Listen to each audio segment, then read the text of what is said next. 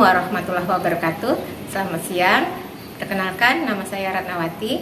Saya adalah mahasiswa PPG Angkatan keempat tahun 2021 di Universitas Jember dengan prodi Pendidikan Biologi dengan nomor UKG 2015-0271-0040. Dan saya adalah guru biologi di SMA Negeri 8 Kota Jambi.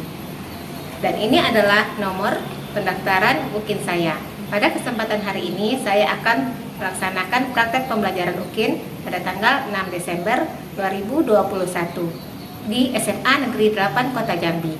Selamat menyaksikan.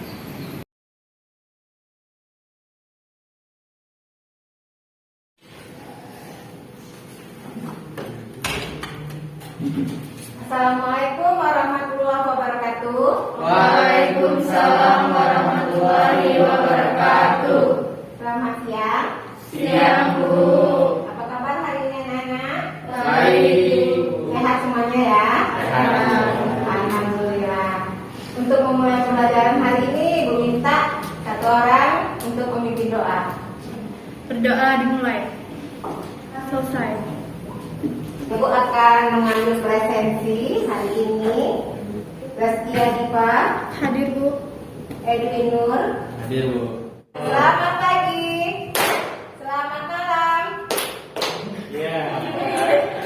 Selamat malam apa harusnya? Nggak bunyi, berarti masih kurang konsentrasinya ya. Ulang lagi. Selamat pagi. Selamat malam. Selamat sore. Selamat siang. Alhamdulillah sudah kembali konsentrasi ya. Sebelum kita melanjutkan materi tentang beranak terus dalam kehidupan, Ibu akan mengingatkan kembali kepada kalian tentang materi yang telah dipelajari minggu lalu. Masih ingat tentang apa? Tentang replikasi virus. Siapa yang bisa menjelaskan bagaimana cara virus bereplikasi? Satu orang, tunjuk tangan. Bu, Ya, Zaskia. replikasi virus adalah proses pembentukan dan perbanyakan komponen-komponen virus. Replikasi virus ini hanya bisa dilakukan oleh virus di dalam sel inang karena virus adalah partikel aseluler atau bukan sel. Perkembangbiakan virus dibagi menjadi dua, yaitu daulitik dan lisogenik. Jadi ada berapa macam, Nak? Ada dua. Ada dua ya cara replikasi virus, yaitu daur litik dan daur lisogenik.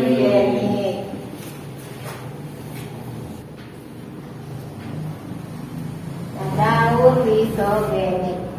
Siapa yang masih ingat mengapa ada virus yang hanya bereplikasi secara lisogenik? Silakan Stefani. Karena perbedaan keadaan imun tubuh. Karena perbedaan keadaan imun tubuh. Bagaimana imun tubuh yang diinfeksi oleh virus yang melakukan replikasi secara lisogenik? Imunnya kuat. Imunnya lebih kuat. Jadi daya infeksi virus itu lebih lemah dibandingkan daya tubuh inang yang diinfeksinya. Tapi ini ada gambar, coba kamu perhatikan. Nah, ini sakit apa kira-kira ini? Influenza. Kenapa kamu mengatakan ini influenza? Karena ya bagaimana yang merasa sakitnya sepertinya itu? Saluran pernapasan bagian mana? Bagian atas ya. Hidung itu kan saluran pernapasan bagian atas. Nah, kalau COVID-19 gejalanya apakah ada seperti ini juga? Ada juga ya, ada juga merasakan flu, batuk ya, sakit tenggorokan. Nah, coba kamu amati gambar selanjutnya. Jadi ini ada gambar yang sama dengan tadi, ya, ini bisa gejala pasien COVID, bisa juga gejala orang yang terkena influenza. Tapi pada kasus influenza, adakah sampai dirawat? Tidak ya. Tapi kalau pada kasus COVID bagaimana? Dirawat. Apa bedanya ini antara kasus COVID dengan kasus influenza biasa? Bagian yang diserang bagian yang mana? Kalau influenza tadi saluran pernapasan bagian atas ya kan? Kalau COVID? Iya, paru-paru berarti saluran pernapasan bagian bawah. Nah, coba kamu perhatikan ini Vaksin. Kira-kira sekarang ini sedang digalakkan ini oleh pemerintah kita untuk melakukan vaksin COVID-19. Apa tujuan dilakukannya vaksinasi ini? Untuk mencegah penularan. Untuk mencegah penularan. Ada lagi yang lainnya? Meningkatkan daya tahan tubuh. Iya, meningkatkan daya tahan tubuh. Bagus sekali yang disampaikan siapa tadi di sana? Nesya, ya, Nesya bagus sekali. Jadi COVID ini bisa digunakan untuk meningkatkan daya tahan tubuh ya, membuat sel-sel pertahanan tubuh. Karena kita tahu bahwa vaksin ini dibuat dari apa? Siapa satu orang? Dari kita coba? Dari bakteri atau dari apa? Siapa namanya? Sebutkan namanya nak kalau dijawab. Siapa? Nova ya? Edwin. Edwin apa Edwin? Vaksin diberikan dengan virus yang dilakukan. Tidak sekali ya yang dijawab oleh Edwin. Vaksin itu dibuat dari virus yang dilemahkan ataupun yang sudah dimatikan, kemudian disuntikan ke tubuh inangnya ya. Kalau inangnya itu sehat, diberikan vaksin, dia akan membentuk sistem pertahanan tubuh. Ya, sehingga dia kalau misalnya ada virus yang benar-benar masuk, sudah punya sistem pertahanan tubuh untuk menangkalnya. Ya, ada free test di classroom yang diberikan. Silakan dikira kita search dulu kemampuan awal kalian sebelum mengikuti pembelajaran hari ini. Ada 5 soal. Ya, ditulis menggunakan kertas, jawabannya saja, kemudian kalian foto dan kalian kirim ke BCR-nya. Kompetensi dasar yang harus kita capai, yang pertama adalah 3.4-nya menganalisis struktur dan replikasi serta peran virus dalam kehidupan.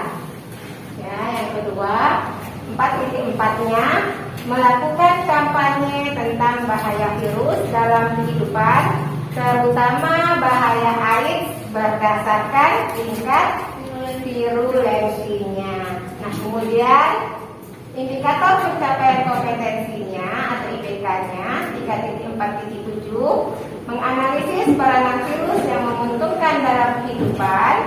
3.4.8 menganalisis peranan virus yang merugikan dalam kehidupan.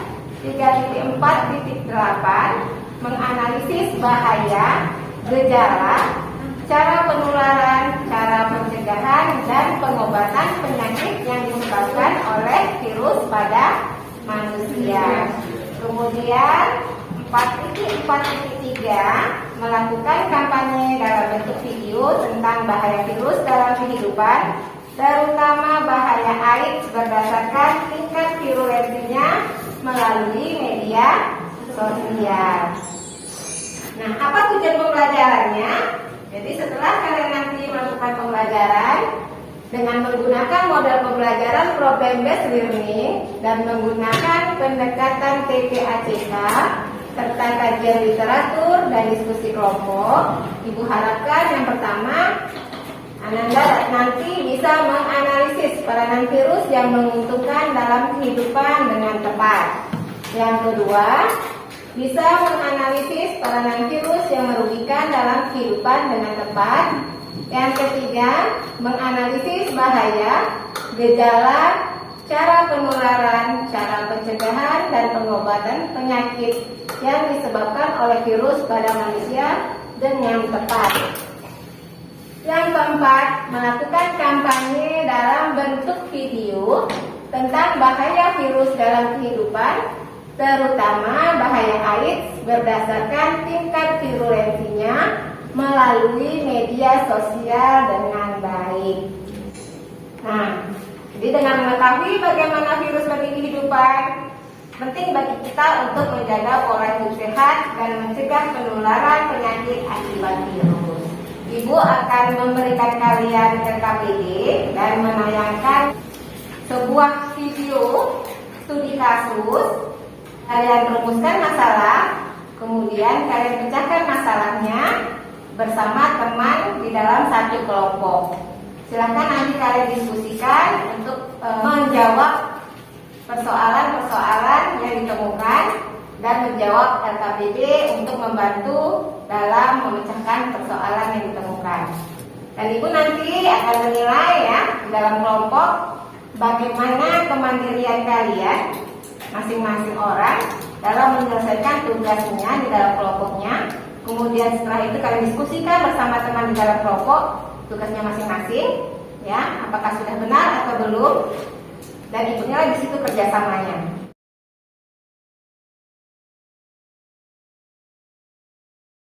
Beredar sebuah foto hasil ronsen paru-paru menunjukkan perbedaan antara pasien COVID-19 yang telah divaksin dan belum divaksin. Foto itu diunggah oleh seorang dokter bernama Dr. N. Gabriel Chan di media sosial Facebooknya. Dalam foto-foto itu dijelaskan kondisi paru-paru seseorang yang sudah mendapatkan vaksin Sinovac, AstraZeneca hingga Pfizer.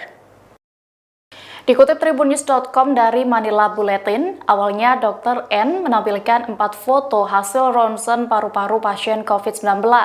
Dokter yang bertugas di Rumah Sakit Umum dan Pusat Medis Cina itu memberikan keterangan yang menjelaskan perbedaan antara foto-foto itu. Pertama-tama, ia menjelaskan 3 di antara foto ronsen yang dibagikannya disebut memiliki kasus ringan hingga tanpa gejala karena sudah divaksinasi lengkap. Sementara itu, pasien yang saat itu tidak divaksinasi mengalami sesak napas dan harus dirawat di ruang ICU. Sekarang, dari video tersebut, apa pendapat kalian? Vaksin itu penting dan harus dilaksanakan. Kalau kemarin sudah Ibu bentuk kelompok, silakan kalian duduk di dalam kelompoknya. Mengapa para napi di lapas makin bagus sekali ya? Karena dia kan kasusnya narkoba. Oh iya. Nah, sampai belum bisa yang mana? Virus dengue.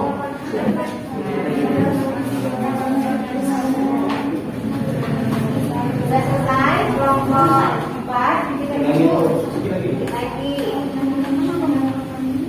Selesai ya, waktunya habis. Bisa presentasi. Kelompok mana yang ingin maju duluan? Kelompok 1, silakan kelompok 1 maju duluan. Assalamualaikum warahmatullahi wabarakatuh.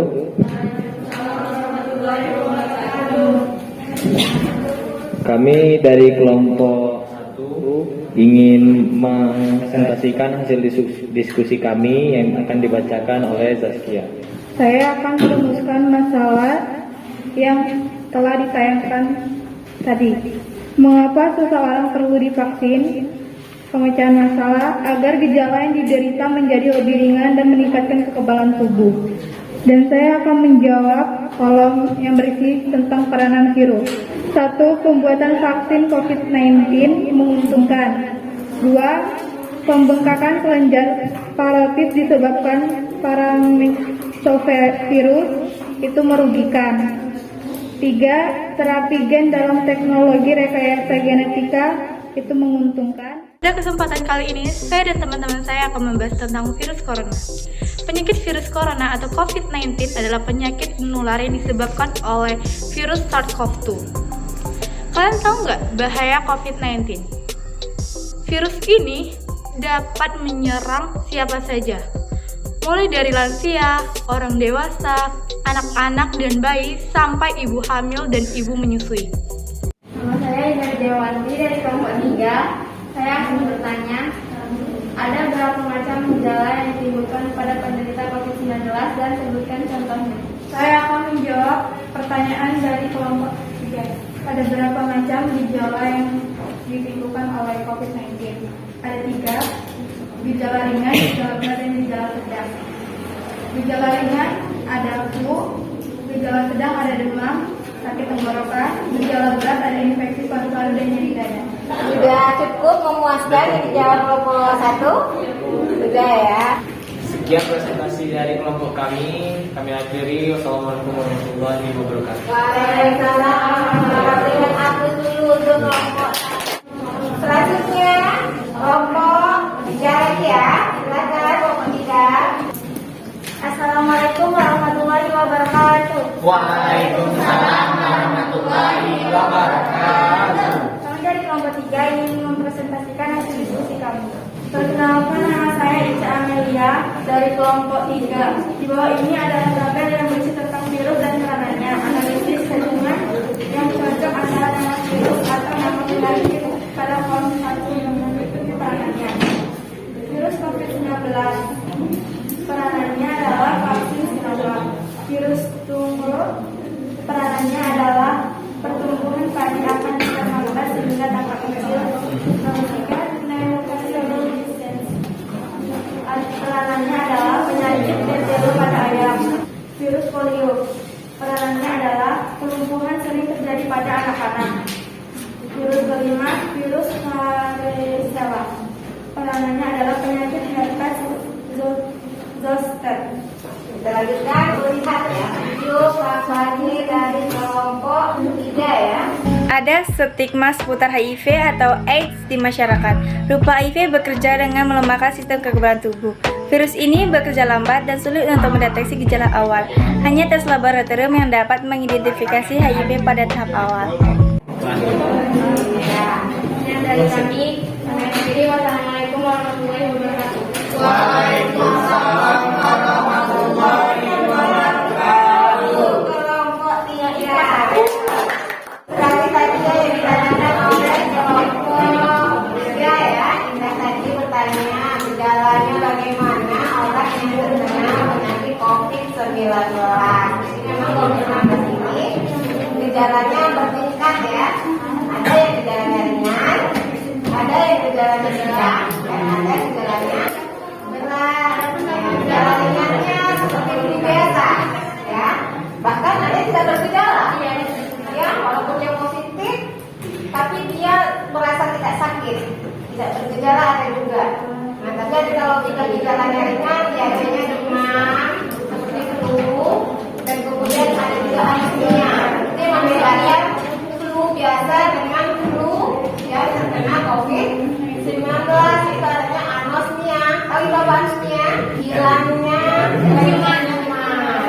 Kemudian kalau gejala yang sudah berat itu sampai dirawat, kenapa? Karena dia sudah masuk bukan hanya di saluran pernapasan bagian atas, tetapi juga masuk ke saluran pernapasan bagian bawah. Ya, kalau virus sudah masuk sampai ke bagian paru-paru paling dalam, paling bawah, yaitu bagian alveolus. Nah, itu yang terjadi adalah alveolusnya tadi rusak, sel-sel alveolusnya rusak, tidak terjadi lagi pertukaran karbon dioksida dan oksigen. Jadi kita ketika menghirup nafas oksigennya tidak bisa lagi di sana terjadi pertukaran, tidak terjadi lagi pertukarannya. Jadi sesak nafasnya, suka dan terutama alat bantu pernapasan. Jelaskan sedikit lagi tentang peranan virus dalam kehidupan manusia. Virus itu memiliki peranan dalam kehidupan. Apa saja peranannya? Ada 2, yaitu ada peranan virus yang menguntungkan dan ada peranan virus yang merugikan. Peranan virus yang menguntungkan tadi sudah dibahas juga. Salah satunya adalah bahan pembuatan vaksin. Sebab vaksin kita tahu seperti COVID-19 itu digunakan dari virus COVID-19 ya. Virus COVID-19 yang sudah dilemahkan ataupun yang sudah dimatikan. Ini peranan merugikan. Nah, pada tanaman, ini contoh pada tanaman bisa menyebabkan penyakit mozaik ya, atau disebut juga dengan TMV virusnya, tobacco mosaic virus. Nah, kemudian penyakit yang disebabkan oleh virus pada manusia itu banyak sekali. Ya, tadi sudah kalian bahas ya. Ada gondongan, apalagi herpes, apalagi ya cacar, dan hepatitis. Hepatitis itu menyerang bagian mana tubuh kita? Doma. Hepatitis menyerang bagian mana di tubuh kita? Liver. Pada liver. Liver atau seperti apa? Hati. Di mana letaknya hati? Di sini. Ya, mana? Kanan di kanan. Kanan di sini ya. Jadi jangan bilang hati itu di sini, sakit hati saya, ya. Bukan hatinya bukan di sini, tapi di sini. Tapi nggak pernah yang bilang kakinya sakit di sini ya. Kakinya tuh di sini ya. Kemudian ada HIV atau AIDS. Nah, kalau ini penyakit berbahaya, HIV atau AIDS ini. Kalau orang yang sudah masuk virus HIV ke dalam tubuhnya, itu dia tidak akan pernah sembuh. Artinya virusnya tetap berada di dalam tubuhnya. Beda ya kalau penyakit yang lain ya. Kalau virus yang lain sudah sehat ya, udah sudah darahnya lagi tidak ada lagi kan. Tapi karena virulensinya sangat tinggi. Nah, HIV itu disingkat dengan apa namanya? Human immunodeficiency virus. Artinya adalah virus yang menyebabkan rusaknya atau hilangnya sistem kekebalan tubuh. Ya, nah biasanya penderitanya di awal-awal itu gejalanya mungkin tidak terlalu tampak kalau dia ada penderita HIV atau AIDS, karena gejalanya umum sama seperti demam yang lain ya. Kalau demam yang lain kan sama ya, ada demam 38 derajat Celcius suhu tubuhnya, kemudian nyeri sendi, ya kan, sama juga seperti itu. Jadi kalau secara gejala di awal itu hampir sama saja dengan penyakit demam yang lain. Nah, tetapi kalau tes HIV atau AIDS itu akan terlihat kalau dia sudah membawa virus HIV. Nah, bila tidak diatasi dari awal, ini akan menyebabkan dalam waktu 5 atau 10 tahun orang penderita HIV atau AIDS ini akan menderita berbagai macam penyakit. Ya, karena dia tidak memiliki lagi sistem kekebalan tubuh. Nah, biasanya 2 tahun dari gejala klinis yang sangat berat ini, biasanya pasien sudah meninggal. Ya, jadi penting sekali kalau HIV atau AIDS ini perlu dideteksi dari awal. Nah, bagaimana penularan HIV? Bisa terjadi karena hubungan seksual yang tidak aman, ya, dengan penderita HIV, kemudian ada jarum suntik yang tidak steril, kemudian demam berdarah. Demam berdarah dengue atau disingkat DBD. Kita tahu ya, DBD itu artinya demam berdarah dengue. Ya, nah ini disebabkan oleh virus dengue, tetapi yang menularkannya apa? Nyamuk apa? Iya, Aedes aegypti. Beda nggak nyamuk Aedes aegypti dengan nyamuk biasanya? Beda. Bedanya? Ada putih. Iya, ada belang-belang putihnya ya. Ya. Nah, penularannya kalian kalau ada ban, ada ember yang menampung air, dibersihkan, dibuang, karena disitulah akan berkembang biak nyamuk Aedes aegypti yang menyebabkan penyakit demam berdarah. Nah, kemudian bagaimana pencegahan penyakit akibat virus? Menjaga kebersihan diri dan lingkungan. Iya, coba setia. Menjaga kebersihan diri dan lingkungan. Iya. Makan makanan yang bergizi dan seimbang. Iya. Olahraga, melatih kekebalan tubuh dengan vaksin. Iya, jadi kita untuk dapat mencegah diri dari penyakit akibat virus bisa dengan menjaga kebersihan diri dan lingkungan, kemudian makan makanan bergizi dan seimbang, olahraga, kemudian melatih kekebalan tubuh dengan vaksin. Nah, kalau untuk COVID-19 ditambah lagi, yaitu dengan menggunakan masker, kemudian mencuci tangan, kemudian jaga jarak, apalagi iya, membatasi mobilitas. Bisa lagi iya, dan lakukan vaksinasi untuk mencegah penyakitnya. Nah, kalau untuk HIV atau AIDS, apa yang dilakukan agar kita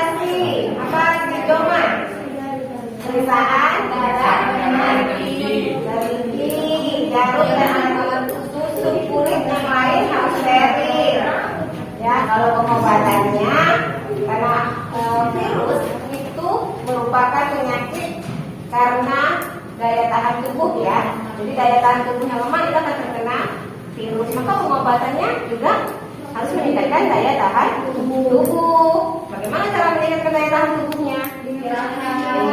Istirahat, makanan gizi cukup. Kemudian kalau ada gejala sakitnya kita kurangi dengan minum obat. Jadi obat itu hanya untuk mengurangi gejalanya ya, bukan untuk menyembuhkan si virus tadi.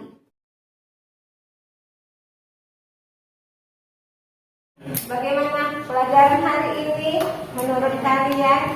Menyenangkan, Bu. Bagaimana yang menyenangkan? Bisa mengetahui gejala, bahaya, cara penularan, dan cara pencegahan dari penularan dan virus. Ada lagi bagian yang lebih menyenangkan lagi, yang lainnya apa? Speaking. Ya, speaking itu penting juga ya, biar tetap konsentrasi dan tetap semangat. Nah, untuk refleksi guru pada kalian, ya, jadi semua kelompok yang tampil tadi umumnya sudah bagus, videonya semuanya sudah bagus, dan yang paling bagus, ya, kelompok mana menurut kalian? Ya, kalau satu mah udah kelompok 3 atau kelompok 4? Kelompok 1 ya. Ini memang dari segi isi videonya yang paling baik penampilannya adalah kelompok 1. Kita lihat dulu. Siapa yang bisa menyimpulkan pembelajaran kita hari ini? Coba satu orang atau yang lain. Dari pembelajaran peranan virus dapat dibedakan menjadi dua, yaitu peranan virus yang menguntungkan dan peranan virus yang merugikan. Peranan virus yang menguntungkan antara lain: 1. Pembuatan vaksinasi, 2. Pembuatan antibiotik, dan penyakit yang merugikan antara lain ada penyakit pada tanaman, penyakit pada hewan, dan penyakit pada manusia. Penyakit pada tanaman antara lain ada TMV, kurik kuning, tunggro. Penyakit pada manusia ada virus influenza, virus polio. Iya, jadi yang disampaikan kesimpulan oleh Zaskia tadi sudah bagus, ya. Jadi ada peranan virus pertama menguntungkan Dan yang merugikan, dan menguntungkannya apa saja? pembuatan vaksin, Iya, ada pembuatan kit, ada pembuatan vaksin, ya, dan lain-lain, masih banyak lagi. Kemudian yang merugikan apa saja? Ya, ada pada tumbuhan atau tanaman, kemudian juga pada hewan, kemudian pada manusia. Ya, kakak dulu silakan dikumpul. Kalau kakak dulu dikumpul ya. Ibu akan tinjau kembali. Bagaimana tujuan pembelajaran kita hari ini, apakah sudah tercapai? Sudah. Menganalisis peranan virus yang menguntungkan dalam kehidupan dengan tepat, apakah sudah tercapai? Sudah. Ya. Kemudian yang kedua, menganalisis peranan virus yang merugikan dalam kehidupan dengan tepat? Sudah tercapai juga. Kemudian yang ketiga, menganalisis bahaya, gejala, cara penularan, cara pencegahan, dan pengobatan penyakit yang disebabkan oleh virus pada manusia dengan tepat, apakah sudah tercapai? Sudah juga. Kemudian melakukan kampanye dalam bentuk video tentang bahaya virus dalam kehidupan, terutama bahaya AIDS, berdasarkan tingkat virulensinya melalui media sosial dengan baik, apakah sudah tercapai? Sudah. Alhamdulillah semua tujuan pembelajaran kita sudah tercapai hari ini. Berdasarkan gambar, analisislah virus yang menyerang tanaman tersebut, faktor apa yang menularkan, dan akibat yang ditimbulkan pada tanaman padi tersebut. Siapa yang bisa? Virus tunggro, Ya. namanya lereng coklat dan lereng hijau, menyebabkan dalam padi jadi kerdil, kuning, dan mempunyai kemasan. Iya, bagus sekali dijawab oleh Indah ya, benar jawabannya. Kemudian yang kedua, apakah virus tersebut berperan menguntungkan atau merugikan? Bu, Coba dia. merugikan. Alasannya? Karena membuat tanaman tersebut menjadi kerdil dan berwarna kuning. Iya, menjadi kerdil dan berwarna kuning. Ada pena dan kertas satu lembar saja. Ya, atau buku boleh. Untuk evaluasi, silakan kalian buka di GCR-nya. Ya, kalian jawab pertanyaan di situ. Dan difoto dan diposting ke GCR-nya hasil jawabannya.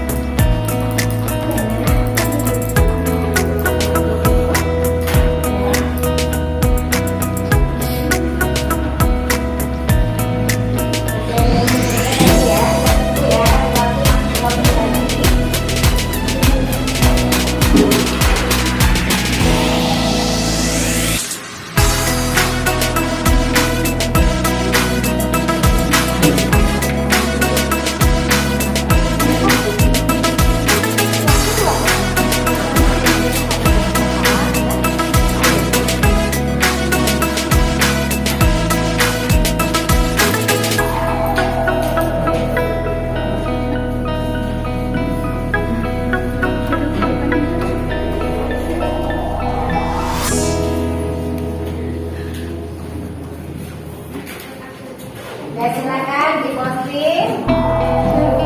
Ya. Yang belum segera ya. Stefani.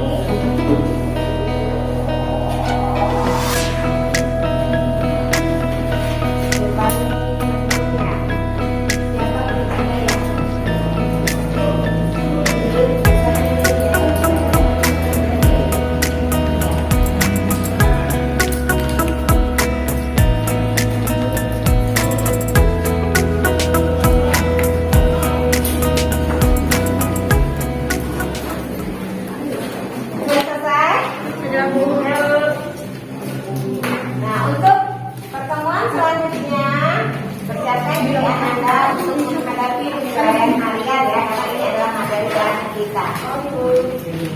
Nah, untuk menutup pembelajaran hari ini, kita seorang untuk memilih doa. Muasya.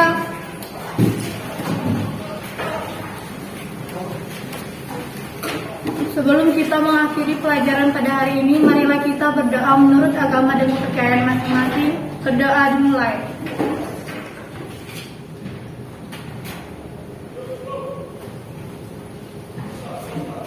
Berdoa selesai. Beri salam. Assalamualaikum warahmatullahi wabarakatuh. Waalaikumsalam warahmatullahi wabarakatuh. Silakan pulang, hati-hati di jalan. Terima kasih atas pembelajaran.